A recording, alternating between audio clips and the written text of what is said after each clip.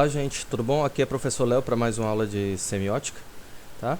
Tava escutando essa musicazinha aqui, Future Synthwave Mix, Shieldwave, né? Eu gostaria de recomendar esse canalzinho bacana para vocês aqui, né? É bem legal, o som fica super bacana. Se a transmissão não estiver tão boa, você pode vir aqui, ó, diminuir aqui um pouquinho, né? A resolução do vídeo, né? Que rola tranquilamente.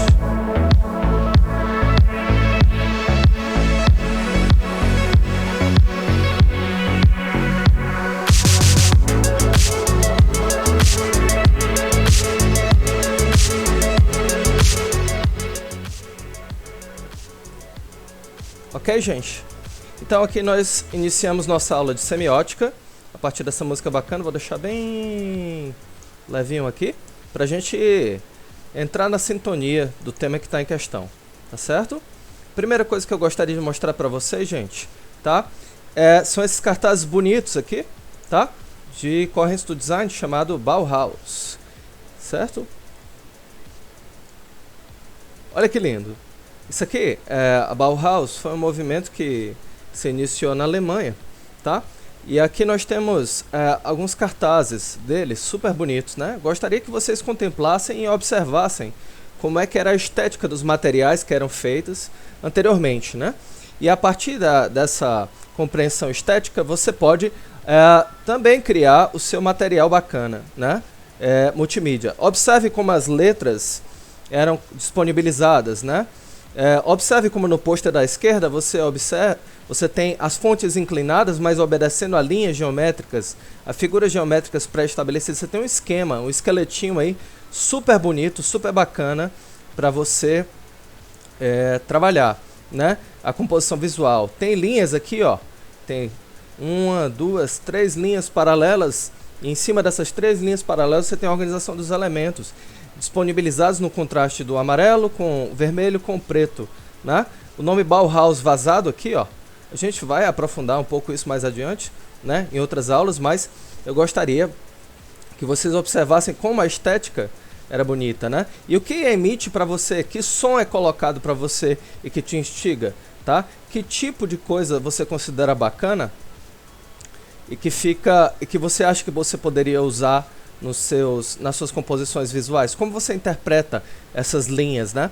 É sempre interessante a gente pegar esses elementos da semiótica e trazer para dentro das nossas aulas, pôsteres também do design, pôsteres de multimídia de uma maneira geral, e a partir disso produzir os nossos próprios materiais, tá?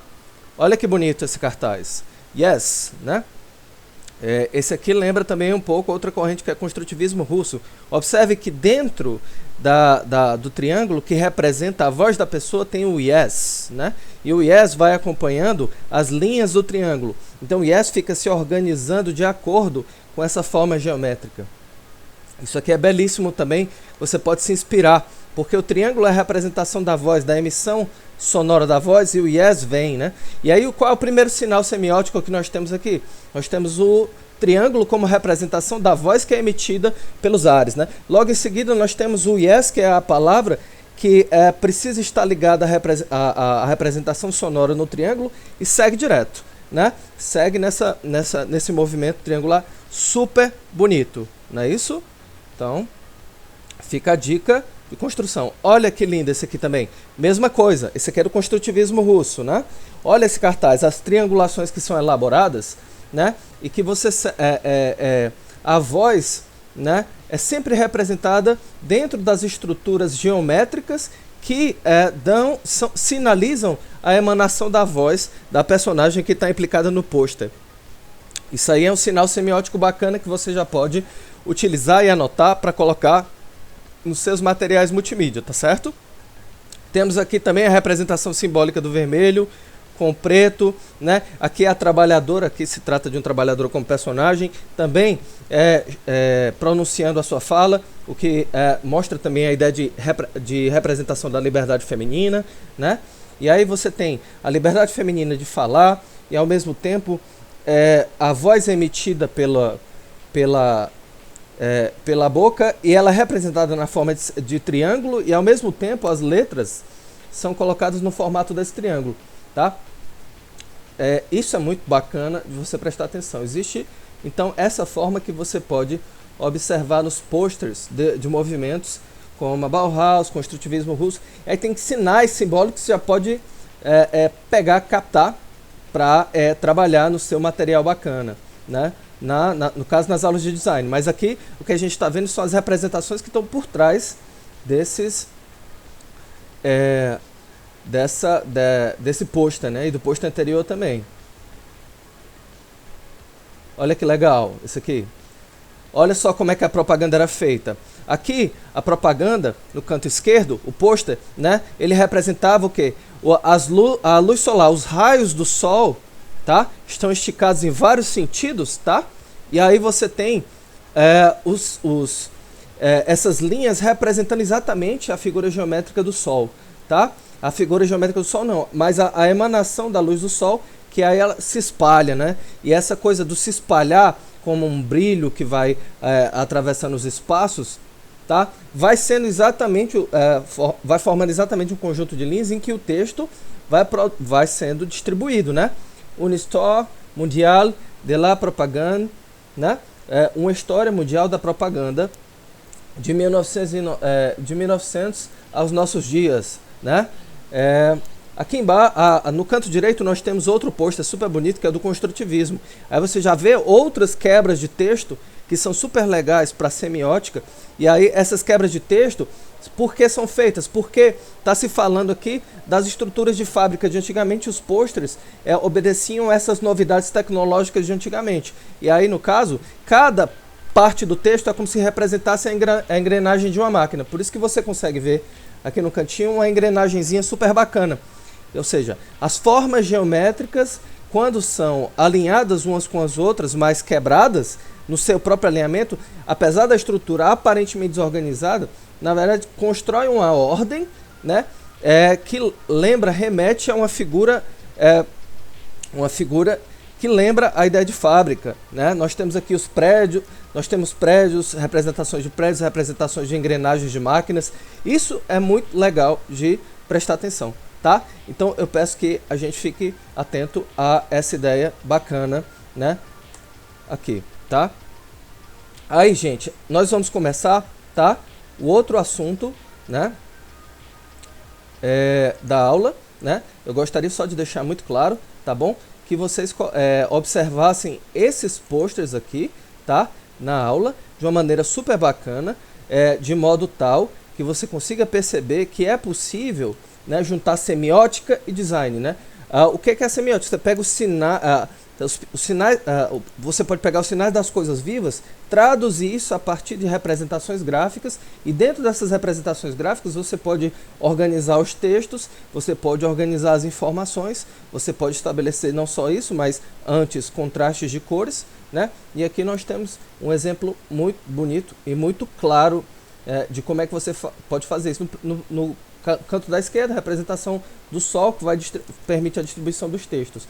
No canto direito, você tem a representação da fábrica, e aí, na representação das fábricas, você tem aparentemente formas quebradas, e nessas formas quebradas você vai encaixando partes do texto que tem a ver com a ideia de construtivismo, mais baseado na ideia de fábrica. Ó, construct the future from the power of the past. Ok? Quer dizer, construir o futuro do poder do passado. Tá bom? Aí o que é que você está colocando aqui? Você consegue, entende, apesar das formas estarem aparentemente desorganizadas, você consegue entender o sentido de cada uma dessas formas bacanas, ok? Isso aqui é uma das coisas mais belas que a semiótica pode nos deixar como legado. Olha que bacana essa forma aqui também, tá? Aí a gente vai estudar isso aqui mais adiante, tá? Em outras partes. Olha essa aqui como é linda, né? Certo? Lindíssima. Isso aqui são obras da Bauhaus, da época do Kandinsky. Olha que lindo isso aqui. Kandinsky era um pintor da Bauhaus, né? Super bacana. Ele também era escritor. Isso aqui eram os designers antigos dele, né? E aí você tinha representações as mais variadas. Vamos ficar só com aquelas formas anteriores, bacaninha.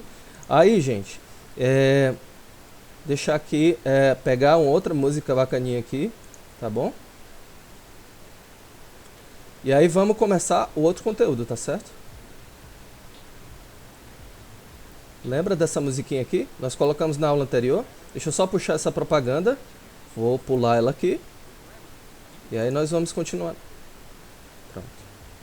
Porque ela é mais sutil, mais leve. É mais bacana para vocês escutarem, né? Olha que legal.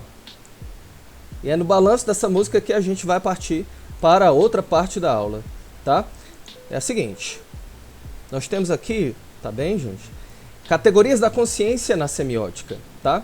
Para que a gente possa fazer, através da imaginação, representações simbólicas daquilo que a gente percebe, para transformar isso em layout, em design, o que a gente tem que fazer? A gente tem que entender as categorias da semiótica. E essas categorias da semiótica estão representadas na semiótica do Peirce, tá bom? Vamos dar uma olhada no que essa semiótica do Peirce passa pra gente. Eu vou só baixar mais um pouquinho aqui o volume, que eu tô achando um pouco alto. Pronto. Agora eu acho que ficou show de bola. Vamos lá. De um modo bem relaxado, vamos entender aqui.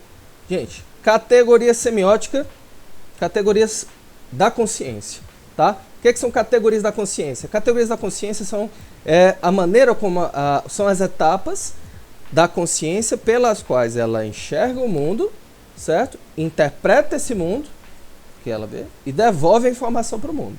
Show de bola? Ela recebe o sinal, interpreta o sinal, certo? Constrói o significado em cima do sinal e devolve o sinal. Show de bola. Esse sinal passa a ser uma representação simbólica. Você vai anotando e vai configurando isso. Sabe o paisagista? Sabe o cara que olha para o mundo e começa a copiar as imagens da natureza, as imagens da planta, vai desenhando? Tem alguns de vocês na turma que são super bons desenhistas, né? E aí isso aí vai sendo duplicado e copiado, né? No papel, isso vai assumindo formas cada vez mais bonitas e você pode organizar suas peças publicitárias à luz daquilo que você está observando. Claro que o que você vai observar e traduzir vai estar contextualizado com o serviço que está sendo solicitado. Se você vai fazer propaganda de uma loja de óculos, vai ser um tipo de representação semiótica e simbólica diferente das outras, né? E aí, só um minutinho. Vou pular essa propaganda aqui. Ok? Vamos lá. Aí, gente, vamos lá. Ouçamos Peirce. Não perguntamos o que realmente existe no mundo, apenas o que aparece a cada um de nós em todos os momentos de nossa vida, certo? Na verdade, ele não está se propondo o que está por trás das coisas, qual é a essência das coisas, mas sim como é que isso que aparece para a gente é entendido pelo nosso cérebro, é sentido pela gente. E aí você pode analisar a experiência sob a perspectiva, sob o seu ponto de vista e construir formas muito originais, né? E essas formas originais, né, das nossas experiências é resultante da nossa vida passada também, tá?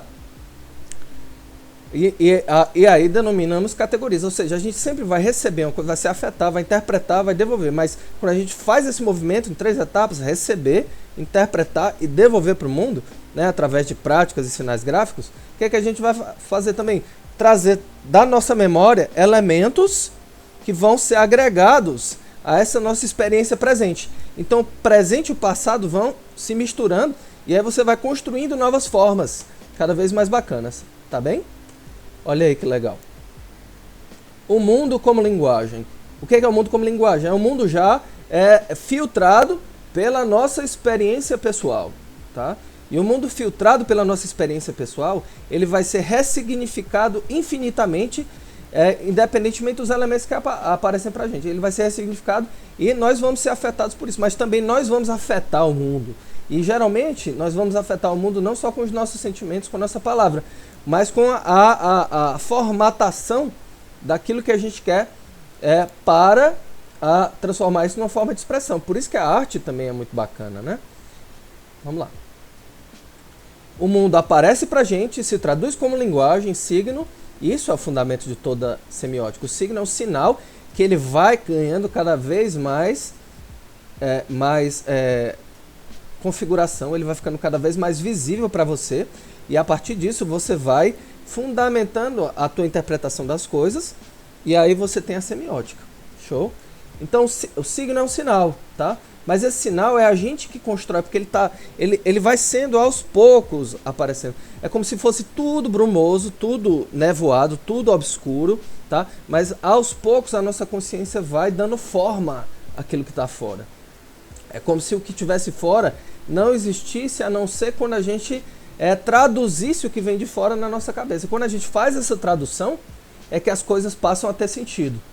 E é isso que é o signo. É dar sentido contínuo a cada etapa, né, de aparecimento do mundo na nossa consciência. Tá? Quando a gente é criança, a gente também passa por isso, né? Ok? Beleza?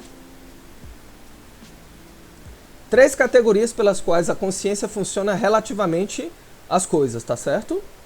3 categorias. São 3 etapas que a gente configura signos, que a gente vai produzindo essas interpretações do mundo e devolvendo informações para ele, tá bom? Criancinha. Primeira coisa. Primeira etapa pela qual o mundo chega pra gente, a gente traduz e começa a dar visibilidade tanto aquilo que a gente vê quanto aquilo que a gente sente, mesmo que não esteja a imagem lá, pode ter um som e o som pode ser traduzido, tá bom? Traduzido pela gente. Nós temos o que o Peirce chama de primeridade, tá bom? Primeridade, tá? Primeridade. Primeridade, ou quase signo, ou é o presente absoluto. Ou seja, é como se quando o bebê acaba de nascer, ele olha para o mundo afeta ele de uma vez só, mas ele não sabe traduzir aquilo direito. Mas aos poucos ele vai formando na cabeça dele novas coisas, tá certo? Ele vai dando formatação àquilo que está chegando na cabeça dele. Essa é a primeira linguagem. É a primeira etapa do signo, tá? Essa é a primeira fase de desdobramento do signo na nossa cabeça, né? O universo é um todo, e esse universo vai chegar, vai afetar a gente, e aos poucos na nossa existência a gente vai avançando e vai configurando imagens cada vez mais claras na nossa cabeça sobre as coisas. E a gente pode interpretar e fazer representações artísticas disso. O design ele precisa se apropriar dessas instruções básicas, né? Beleza? Secundidade, né? Depois da primeiridade nós temos a secundidade, que é o quê? A coisa afeta a gente, tá? Aí a gente reage àquela coisa, certo? Mesmo que seja uma coisa impactante, você pode ficar paralisado, né? Mas a tua reação é a paralisia, tá? Não é a paralisia não é a falta de reação, mas é aquele impacto que é causado em você e você fica lá, mas matutando que diabo que aconteceu, aquilo chegou, né? Na minha cabeça de uma maneira tão diferente, né? E aí, isso é legal. Eu vou baixar aqui um pouquinho para vocês, para que isso fique mais visível, né? Como eu costumo fazer na nossa aula. Só pular propaganda aqui, vamos lá.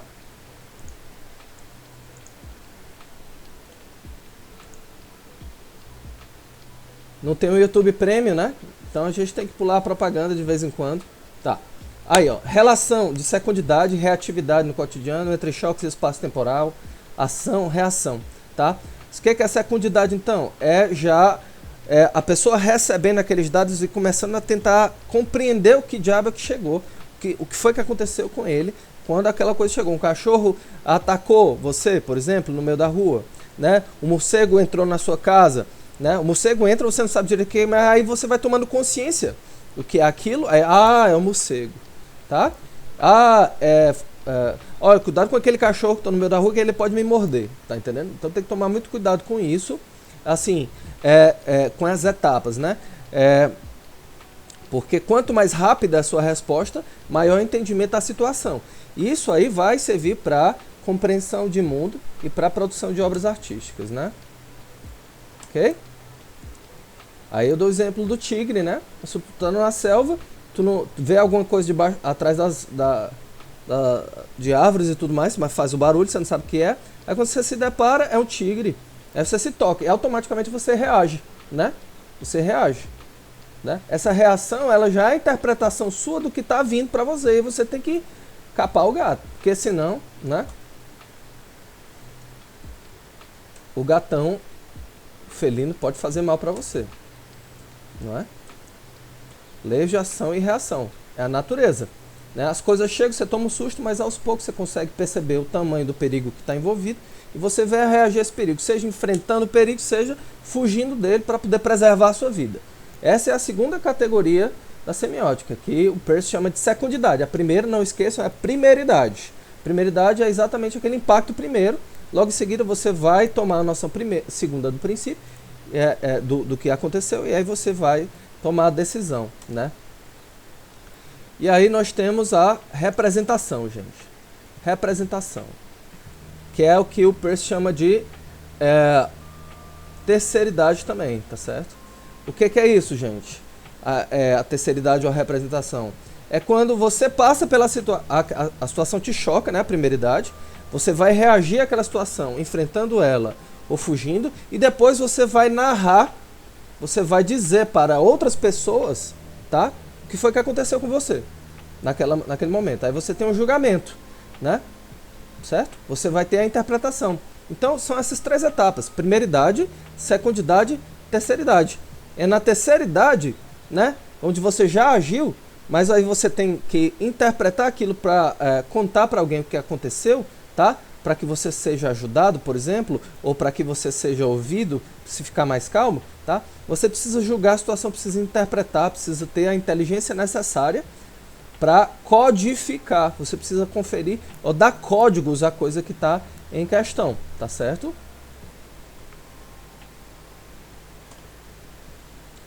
Não apenas eu me ponho em ação e luto, eu represento e penso a minha luta e ação, tá? Eu estou tendo uma série de desafios na vida, tá? Mas, por exemplo, uma pessoa que luta boxe. Entrar no ringue é o primeiro impacto, né? Apesar da preparação anterior dele, certo? O primeiro soco pode ser um primeiro impacto também, ele pode levar um susto, tá? Mas aí se ele descobre uma técnica que o cara usou para dar o soco levado, o boxeador primeiro, né? O outro boxeador, aí ele já vai responder, reagir com um tipo específico de defesa. E logo em seguida, tá? Após a luta, vamos supor que ele tenha vencido, né? Ou perdido, ele vai narrar os motivos do porquê ele perdeu ou do porquê ele ganhou. E essa narrativa já é um conjunto codificado da situação física, né? Do conjunto de movimentos que ele passou. Essa é a mais importante. A semiótica, ela tem que lidar o tempo todo com a terceiridade. Tá certo?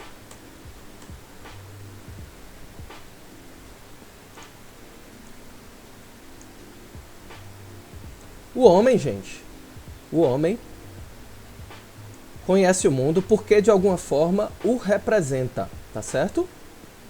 E só interpreta essa representação numa outra representação, que Peirce denomina interpretante da primeira. Esqueçam esses nomes que estão aqui, pensem só na palavra Peirce, que é o autor principal que a gente está estudando, para que você possa se basear nas estruturas semióticas, tá? Novamente, o homem só conhece o mundo porque, de alguma forma, o representa e só interpreta essa representação numa outra representação, que Peirce denomina interpretante da primeira. Primeiro você passa pela sua ação, depois você vai fazer a narrativa da coisa.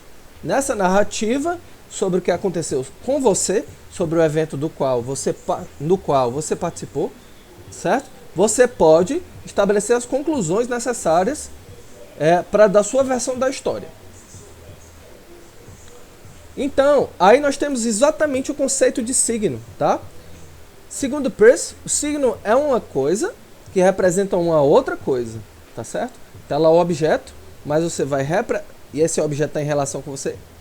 Quando ele vem, você automaticamente é afetado por ele e devolve a informação, tá? No final, é importante sempre você devolver a informação, que é tentar produzir um relato daquilo, né? Quando a gente vê um videoclipe, quando você faz um videozinho interpretando uma coisa que você gosta, você está exatamente na terceiridade, você está trabalhando o efeito interpretativo, tá? Do objeto, você está se esforçando para interpretar a maneira como a coisa te afeta. E aí você vai estabelecendo várias associações possíveis para que aquilo que você viu, experimentou, se torne cada vez mais claro para outras pessoas, tá certo?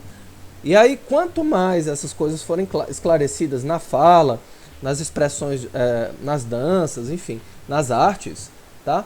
Maior o impacto da recepção das pessoas em relação ao que você está fazendo, tá certo? Daí que o signo seja, tá, uma coisa de cujo conhecimento depende de um outro signo, tá bom? O signo é emitido pelas coisas e você vai produzir um signo, né, um segundo signo em cima do que está vindo. A coisa te manda um sinal e tu devolve o sinal para ela, mas esse sinal pode ser linguístico. Esse sinal pode ser um sinal de linguagem, tá certo? Um sinal de linguagem. Daí que, para nós, o signo seja um primeiro objeto, um segundo interpretante e um terceiro. Isso aqui vamos pular, não precisa se fixar nisso, tá certo? Mas vamos olhar aqui, no caso, a representação da palavra casa. A ideia de casa, tá certo? A ideia de casa é uma quando você vê a planta da casa. A ideia de casa é outra quando você vê a casa montada na sua frente. A ideia de casa é outra quando você vê só a palavra casa. Então você tem, na verdade, por trás da palavra casa, várias imagens correspondentes também, né? E aí você vai ter que ver ao que você está referindo. Vai falar de casa, mas você está falando da planta, você está falando da casa montada, você está falando de que exatamente, não é? Aqui nós temos a casa montada, propriamente dita, tá? Aqui é outra representação, é a casa desenhada. Aqui, a casa na forma da planta. Outra vez. Outro modelo de planta, não é? Aqui. Então, o que é que nós temos? Nós temos as coisas nos afetando, e quando essas coisas nos afetam, a gente vai construir elas de maneira diferente. Por exemplo, no caso da casa, vai construir na forma de palavra, vai construir na forma de maquete, vai construir na forma de uma casa propriamente dita, né? Tirando ela da maquete. Então, cada palavra vai ser correspondente a um objeto diferente, tá? Mas a palavra casa pode corresponder a vários objetos diferentes. Assim como smartphone. Smartphone pode ser Samsung, pode ser... Tem várias marcas possíveis, né? Xiaomi, enfim. Então é isso. Cada palavra esconde uma multiplicidade de imagens, uma multiplicidade de representações da realidade. A palavra, ela pode se referir a várias coisas, por isso que ela é plural. Uma palavra só pode falar várias coisas ao mesmo tempo, tá certo? Então, isso aqui é um dos segredos importantes da semiótica. Além disso, por que é tão importante falar sobre isso neste primeiro momento? Porque aqui, gente, nós temos uma coisa chamada dicionário de símbolos, tá? Dicionário de símbolos. Eu vou abrir aqui para vocês. Olha só. A primeira coisa que eu gostaria de mostrar para vocês, tá? Na seção que segue, é a parte do dicionário de símbolos. Eu vou abrir aqui, tá bem? Nós temos na internet uma coisa chamada dicionário de símbolos. E o que é esse dicionário de símbolos? O que ele representa? O que ele quer dizer para a gente? Tá?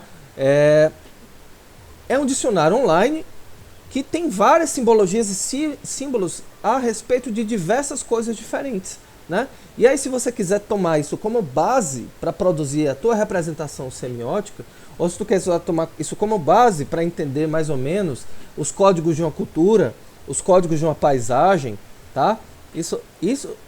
Eu recomendo que você olhe o dicionário de símbolos. A gente vai falar exatamente sobre isso na próxima sessão da aula da gente, ok? Beleza?